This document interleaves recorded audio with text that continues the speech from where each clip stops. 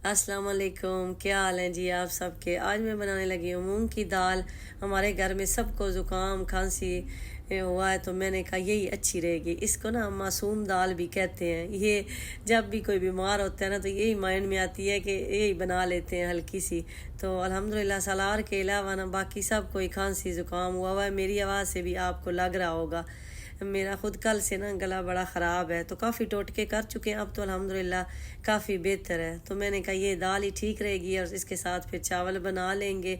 चावल भी उबले हुए बनाएंगे, वो नुकसानदेह नहीं होते, क्योंकि सरार जो है ना वो खाली दाल नहीं खाता। और मेरे घर में तो दाल का नाम लेते जाए ना तो बच्चों के जहन में आ जाता है कि कहते हैं कि दाल बनाई है तो चावल भी बनाए होंगे। तो इसलिए मैंने कहा चले उबले हुए चावल इसके साथ बना लेते हैं। तो जल्दी ही बनाने लग गई हूँ क्योंकि मैंने आज नाश्ता भी नहीं किया।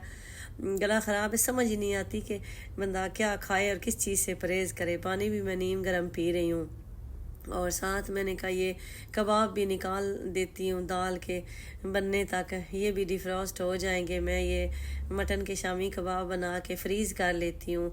और आलू और चिकन के कबाब मैं फ्रीज़ नहीं करती, वो जितने भी आप क्रम्स लगा के भी आप करें ना फिर भी वो मज़ा नहीं आता। तो इसलिए मैं ये मटन वाले या बीफ के तो हम लोग खाते कम है, तो बीफ के हों या मटन के आप ये बना के फ्रीज़ करें, ये अच्छे रहते हैं।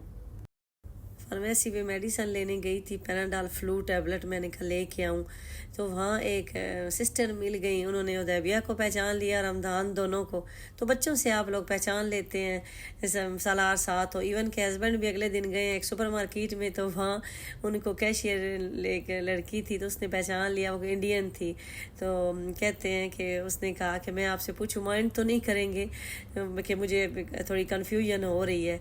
तो उन्होंने कहा जी पूछें। तो उसने कहा क्या मैं आपकी वीडियोस देखती हूँ, आप वीडियोस में आते हैं। तो इस तरह लोग ना पहचान लेते हैं। आप लोग बड़ा प्यार करते हैं, रिस्पेक्ट देते हैं, आप लोगों की मोहब्बत का शुक्रिया।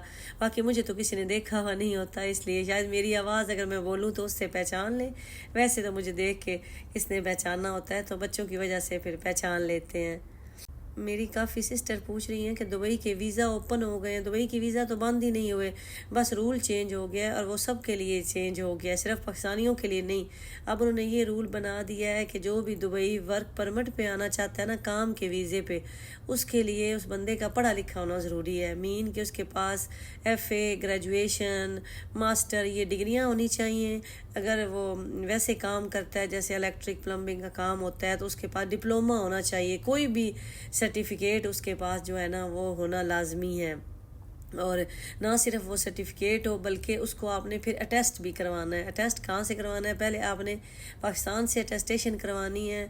उसके बाद जब वहाँ से अटेस्ट होके यहाँ आ जाएगा तो यहाँ मूफा से अटेस्ट होना है, मिनिस्ट्री ऑफ फॉरेन अफेयर से।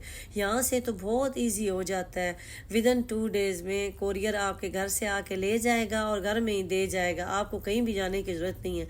तो प्लीज़ यहाँ एजेंटों के हत्थे ना चढ़े। मैं काफ़ी वीडियोज़ देखती रहती हूँ, वो इतने पैसे मांग रहे होते हैं, 500 400 नहीं, आपका 170 लगेगा तो आपका एक डॉक्यूमेंट अटेस्ट हो जाएगा। फॉर एग्जाम्पल अगर आपने 2 भेजने हैं, FA की और ग्रेजुएशन की, तो फिर आपके 170 लगेंगे। बेशक आप एक साथ भी भेजेंगे और कोरियर चार्जेस भी सेपरेट लगेंगे, 20 दिरहम वो लेते हैं। तो घर से पिक करते हैं, घर ही दे जाते हैं। तो इसलिए आप पाकिस्तान से टेस्ट करवाएं और उसके बाद यहाँ से आप इजीली करवा सकते हैं। अर्जेंट सर्विस भी है, एक दिन में भी टेस्ट हो जाते हैं, उसकी फ़ीस जो है वो थोड़ी ज़्यादा है। तो बस ये मेरी जो मूंग की दाल है वो रेडी हो गई। मैंने उसमें कसूरी मेथी जो है वो भी डाली है, अच्छी लगती है। और ये मीठी और मीठा आके रोटी खाते हैं ना तो इस टाइम फिर नखरे करते हैं, इतनी भूख नहीं होती।